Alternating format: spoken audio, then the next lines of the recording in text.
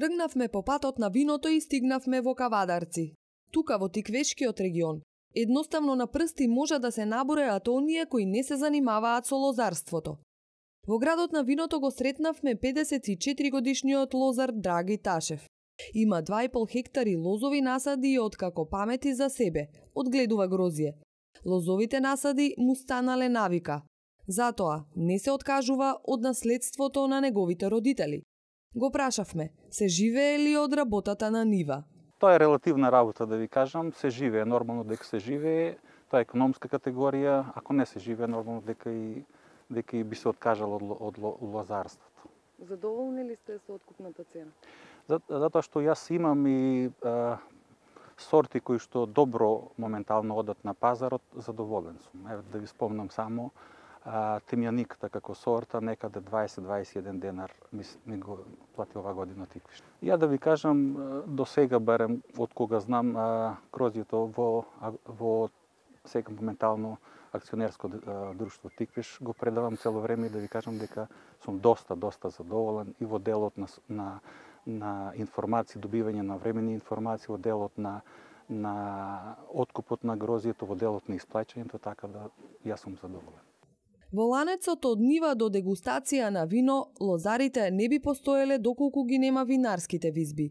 Приказната на Кавадаречки Тиквеш започнува уште од 1885 година. До денеска е една од најголемите и најпознатите винарии на Балканот. Виното во овој крај, мислам, виното во Македонија и поготово во Тиквешкиот регион влече многу длабоки корени со векови наназад. Има дури артефакти кои што покажуваат одредена историја на тргување со грозје и вино од овие краишта дури во времето на Римското царство.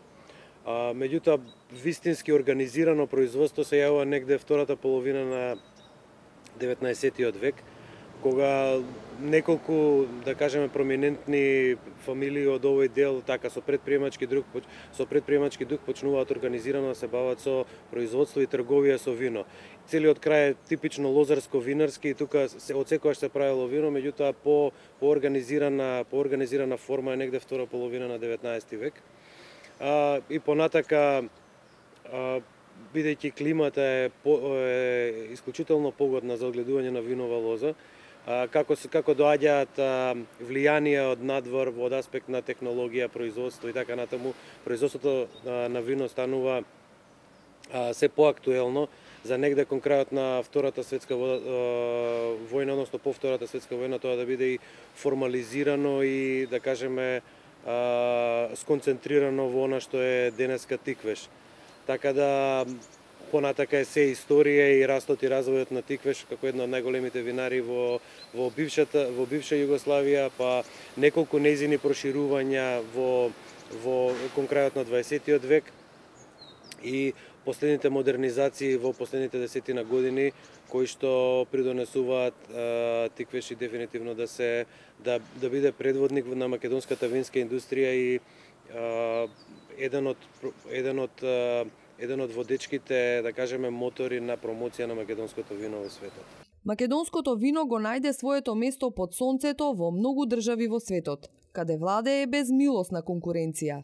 Како се позиционираме на светските пазари? Во изминатава декада нашата стратегија определба е исклучиво фокусирање на продажба на флаширано вино со висока додадена вредност и негова презентација пред прибирливите купувачи во странство. И тоа се случува во преку 30 или 35 земји. Секаде е различно, секаде конкуренцијата е голема. Негде имаме природна, да кажеме, историско-географска близина со бившите републики од Југославија, каде што не познаваат, да кажеме, историски, каде што тој напор да ве запознаате веќе не морате да го правите и се фокусираме само на презентација на висококвалитетните вина и нивна што поширока дистрибуција во околните земји. Додека од друга страна имате пазари како што е Америка, каде што никој не ја познава Македонија како земја, уште помалку дека Македонија прави вино, каде што пазарот е апсолутно отворен од една страна, меѓутоа од друга страна сите светски производители се таму присутни, конкуренцијата е голема и таму мора да се применува агресивна промоција, представување пред се на земјата, меѓутоа и на незините конкурентски предности, а дефинитивно агросекторот, а пред се винарството е тука нешто кое што може да не профилира пред пребирливите конзументи. Тешко е да се пробиеш, но уште потешко да се задржиш на позицијата на пазарот. Затоа треба постојани инвестиции во нова технологија за производство на вина со врвен квалитет. Само во изминатите 10 години се вложени преку 30 милиони евра во опрема, во инфраструктура за преработка за добивање на вино, значи за преработка на грозјево вино. И тоа е исклучиво наменето за оној дел врвен или премиум сегмент. Така да од тој аспект бизнисот како е капитално интензивен, поготово кога се сака да се промени една приказна, односно да се промени начинот на производство и на водење на бизнис од масовен наливен сегмент во висококвалитетен флаширан готов производ. По оваа така наречена туристичка патека зачекориле многу луѓе, амбасадори, странски делегации, домашни бизнисмени и сите останати кои негуваат посебни чувства кон овој божествен пијалок. Во овие бочви вино е скриена вистината. Годишно по оваа патека поминуваат преку 14.000 луѓе.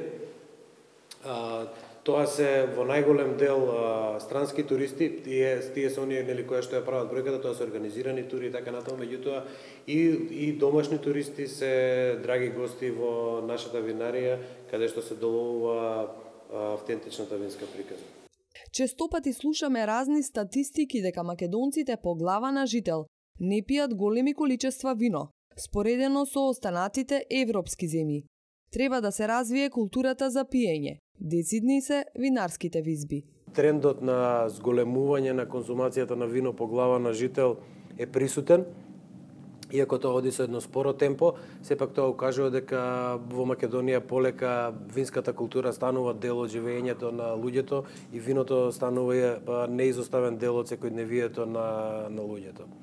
Така да во тој поглед треба да не очекува една светла иднина, бидејќи сепак да не забораваме тргаме на ниска основа или ајде да кажеме Македонија кога статистички споредуваме негде на дното на регионот по конзумација на вино по глава на жител. Не само од екс-ју републиките, тука ако сакате земете и Бугарија, и Романија, и Грција, и при тоа сето тоа неутрализирано со ефектите од туризмот, кој што можеби ги има една Хрватска или исто една Словенија, сепак Македонија на нивото на Македонија како еден сериозен, дури во светски рамки производител на вино, пак ќе кажеме по глава на жител, сепак е виното како такво се уште има простор да се пробие кога зборуваме за конзумација, уживање и винска култура.